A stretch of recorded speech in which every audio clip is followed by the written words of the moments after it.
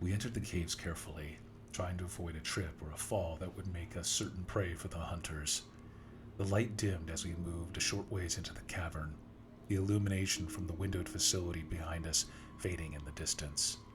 Not even 10 minutes walking through the passageway, a noise behind us made me alert Maggie that we were in trouble. Taking cover behind some rocks along the side, we waited. A hunter, charging full speed through the cavern, was bounding forward in our direction. I looked at Maggie, fear painted on my face, but she returned this with a finger to her lips. I stayed still and quiet, waiting for the monster to hopefully pass. It moved so quickly, we felt the wind rush by as it charged past. In its right hand, it was carrying a person by the head. It didn't seem to be resisting, just a body flailing at the whims of the creature as it pulled them deeper into the cave system. Maggie motioned for us to continue on, and so we did, further into the cave itself. Slowly, the cavern began to widen, and the strangest sensation came over us. Wind. It became incredibly windy down the tunnel. I assumed there must be an opening to the surface somewhere ahead, because the wind itself seemed totally unnatural to exist down in this cave, completely shut off from the weather naturally. As we continued, we came to a large opening into a sort of chamber. The wind was incredibly intense, which seemed to create a vortex in the center of a large, circular room made of rock. I held up my hand to block some of the wind from my eyes so that I could see.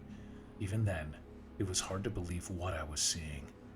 There appeared to be people trapped in the center of the vortex, battered around in all directions.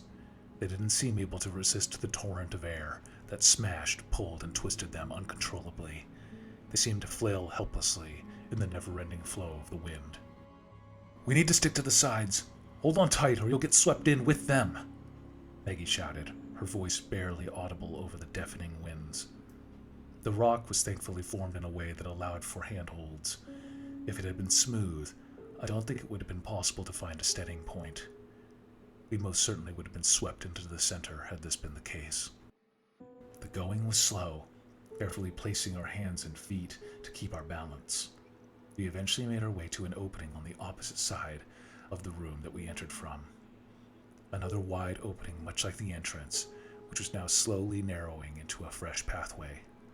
The wind also seemed to calm as we entered through the pathway, reversing the flow and offering a gentle push at our backs, as if encouraging us forward. The red light of the cave system seemed to dim further as we made our way through the second passageway. Unlike the previous cave, this one had water dripping from the ceiling that had made the rocks slick. As we approached another entrance to a new chamber, the flow at our feet seemed to increase, as if we were approaching some sort of body of water. The cave did open to a new chamber, much like the first, only this one was filled with a steady downpour of rain. It was inexplicable. There was no opening to the sky, no place the water could conceivably be coming from. I reached out my hand and a droplet of the water landed on my palm. I quickly pulled it back, surprised at how icy cold it was. The cave itself was a reasonable temperature, matching the outside, but this rain was like putting your bare hand into a pile of snow. Maggie looked at my reaction and then pointed out to the center of the room. I saw more people trapped, this time in some sort of miasma, stuck halfway in thick mud. Some people were covered halfway up their bodies, others were on their sides, or even upside down in the mud. They didn't appear to struggle, just sat still, trapped in the frozen deluge. Maggie pulled a hood over her head and motioned for me to follow. In the mud, there were several trees that led from the entrance to the other side. She reached for the branch of one and broke it easily.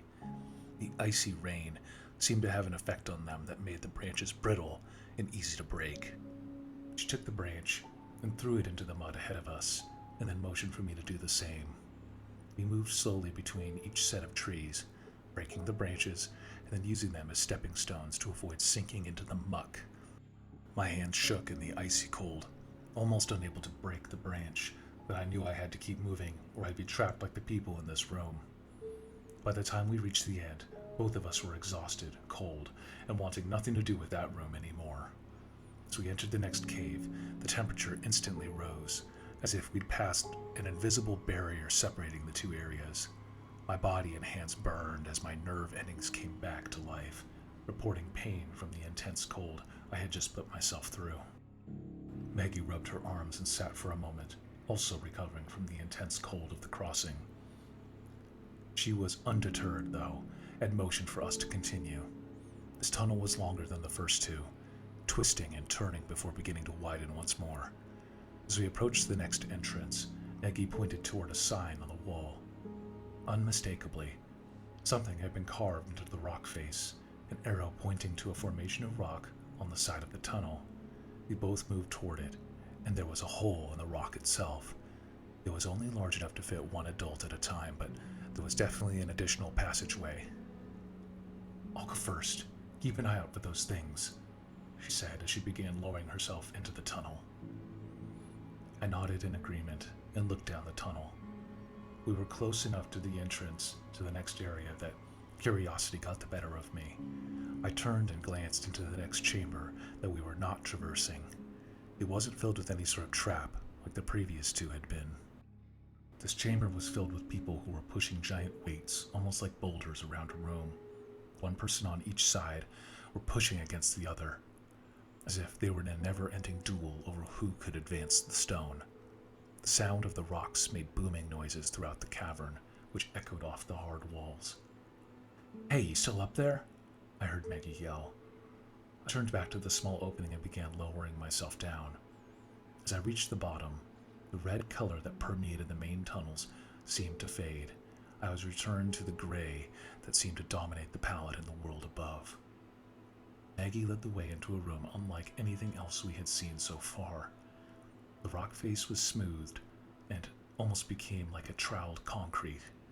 The passage opened to a small round chamber. On the walls, several doors stood side by side in the ring. Their finishes varied from basic to ornate stone to solid metal. Each one seemed to have a personality of its own. "Is this the exit?" I asked. Maggie nodded in response. "But which one could it be? Does it matter?" "It does," she said, "but I don't think I can tell you. Walk around, see if you get a feeling about any of them." Didn't really understand what she meant by this. What if I get a feeling? Nevertheless, I walked toward the doors, taking in each one as I passed. Each one gave off an unwelcoming, cold feeling as I passed. It was as if I knew they would be locked before I even tried the handle. As I started to reach the end, I began to worry that I wasn't doing this right, or perhaps there wasn't an exit at all. Then I felt something, almost like a warm radiance from a wooden door. It was carved with a design like branches of a tree. The handle was made of iron, with a large keyhole. I pressed my hand against it, and instantly it felt nourishing, reviving. The cold I felt from the previous room vanished as the warmth coursed through my body. "Wow," I said. "You feel it? You feel something from that door?" she asked. "Yeah, it's warm. Something about this one is special," I replied. "Open it up," she said. I reached for and turned the iron knob of the door. It clicked open as the latch pulled from the strike plate. The door opened and filled the room with light. Not only that, the light from the doorway seemed to vanquish the gray and fill the room with color. Maggie saw it too, and looked down at her hands, which were now illuminated from the doorway.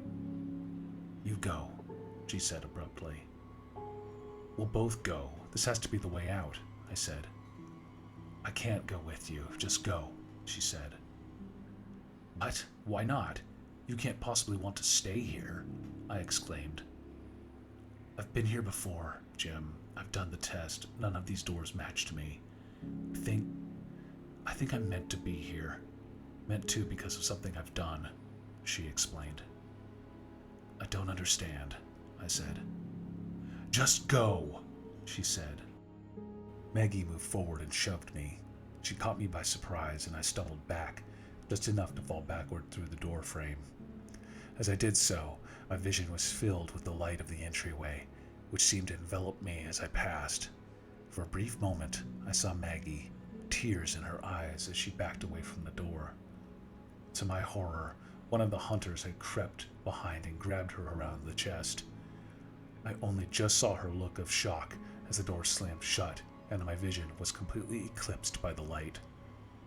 I gasped for air and jerked upward, a thin sheet of cloth falling from my face as I breathed in deep, shuddering breaths. I was in some sort of dark storage room, still on the patient bed where they injected me with the tranquilizer cocktail. I looked around and saw there were rows and rows of beds to my left, all with shapes on them covered by thin, white sheets. Looking down, I had IV lines still leading to my arm. A couple bags of liquid were feeding into the line. Were they giving me nutrients to keep me alive? I pulled the IV from my arm, freeing myself from the medical contraptions they had set up. Standing from the bed, I moved to one of the covered patient beds. Pulling the sheet back, I found a young man with a beard. He was unconscious, eyes moving rapidly back and forth. Moving down the room, I uncovered more faces, men, women, all of different ages and races, all of them unconscious and stored in this room. It wasn't until I had moved through maybe a dozen of these poor souls before I pulled the cover down and felt a shock run through me. Maggie. She was laying here unconscious, eyes moving back and forth, just like the others. Were all of these people trapped in the still world like I was? I wondered if I saw some of them as I passed those people trapped in the swirling winds or freezing rain. A sound behind me made me return to reality. The door to the storage room had opened, and a single person in a white lab coat had entered. They stopped for a moment, looking at my patient bed where I had been laying. They were staring at it in shock that it was no longer occupied. Taking this opportunity, I charged at and pinned Dr. Lawrence to the wall, his papers and coffee hitting the ground with a clang. "You!" I shouted. "But how? How are you back?" He stammered in a panic. "You sent me into that place, whatever it was, with no way out. You trapped me in there," I said, pushing him harder into the wall. "Calm down, I can explain. Just let me go for a moment, I can explain," he said quickly. "Jake, that you over there?" A voice from another room called. "I'm locking down the building. Wanted to let you know. You alright?" "Yeah, Charlie, I'm good. Just double-checking the subject from today is doing alright. I'll be right behind you. Have a good night," he said in reply. "Alright, take it easy," the faraway voice said, and their footsteps on the solid floor receded. I looked back at Dr. Lawrence, who had his hands up. I loosened my grip on him. He could have called for help, but didn't. I wanted answers about what was going on here. "Let go of me and we could take a seat in the other room. I can explain further," he said. I did so, and he straightened his clothing and took a breath, motioning for me to enter the next room. He sat in a chair, offering me another one nearby. I stood. No way I was trusting anything this guy was offering me till I got some answers. "I want to know what the heck you just sent me into," I said. "What I told you was true. It's the still world. We just don't know a lot about what's out there, other than that it's a copy of our own world," he said. "Yeah, a copy, filled with monsters and a passageway to hell," I said. "Monsters? A passageway to... What are you saying?" he asked. "There's much more down there than you realize. There are chambers, places where people are trapped, suffering," I explained. "I met a girl in there, Maggie. She led me to a series of doors, one of which brought me back here, only she was taken by one of the monsters right as I passed through the opening." Dr. Lawrence listened intently to this, trying to make sense of what I was saying. "Jim, you're the only person who's ever come back from our heavy tranquilizer cocktail. We were hoping, maybe praying, that we'd find someone who could go back and forth," he said. "You think you're going to keep doing this?" I asked. "The second I get out of here, I'm calling the cops, shutting this thing down." "I understand. It's just that there may be a way to save some of these people. Now that you've been there and back, You may be able to have more influence over your surroundings, maybe find a way to free them, he said. I'm not buying it. You want to put me under again? I said, not believing a guy who just trapped me in that place already, a guy who already lied to me. Yes, but only after we take a second and evaluate not just how you survived by hearing your story, but why you survived.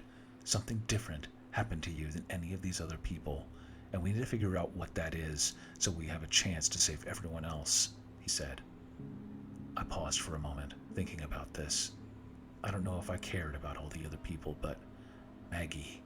It wasn't fair that she was still trapped in that place, and I'm able to go free. Just tell me what happened, step by step, he said. There has to be something in your story to help us understand this. Maybe we can come up with a strategy. I sat then, burying my head in my hands. I began recounting my story, every painful, surreal detail of it.